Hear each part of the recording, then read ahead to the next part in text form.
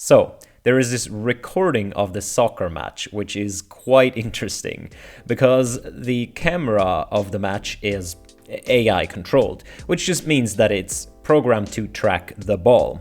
Now, it tracks the ball by visual features, and what's funny about this particular one is that the AI switches constantly between the ball and the bald head of one of the referees, which, if you look at it, it looks exactly alike, especially in low resolution, at which I guess the camera would operate on. Yeah, if you haven't seen it, go look at it. It's quite funny, but it highlights a more interesting point.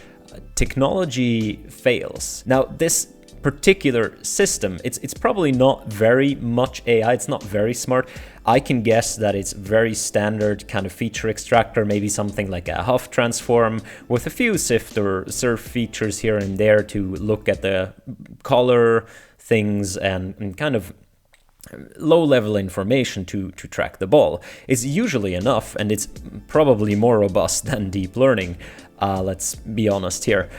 But while this instance is funny, a lot of times when these systems fail, they have bad or even catastrophic consequences. Let's say a self-driving car mixes up a head of a child. Consequences can be quite grave. So I would like to put this to the sort of people who advocate for having things like broader impact statements in papers and saying that the entire AI research process should be filled with considerations of ethics to the end application. We all agree that these things can fail, but let's take this particular instance right here. If this system is trained at all, it's probably not trained on too many bald heads, and therefore simply mixes up the ball and the bald head because it looks almost the same. Interestingly enough, this is one of the situations where the system disproportionately often fails for white men, but let's leave that out of the picture for now. Where in this process exactly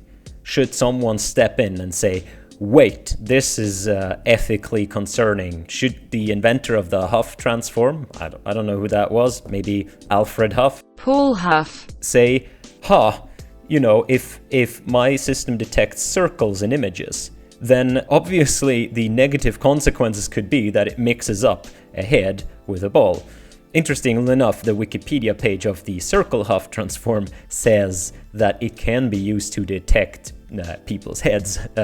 I just thought that was funny. Where in the process, except at the end, when someone actually takes the technology and puts it into a camera, that person should consider the failure modes, knowing what the technology is about. To go to the inventor of a circle detector and expect from them to predict kind of these negative outcomes is ludicrous. I'm sorry. Try to write the broader impact statement for the Huff transform. Doubt you would have come up with this failure mode or anything similar to it if it hadn't actually happened. And you shouldn't. Like, circle detectors are useful, and they sometimes fail. And when they fail, we'll deal with it. After all, even with the best broader impact statement, this wouldn't have been prevented. That was just my 2 cents. Go check it out. Have fun. Bye-bye.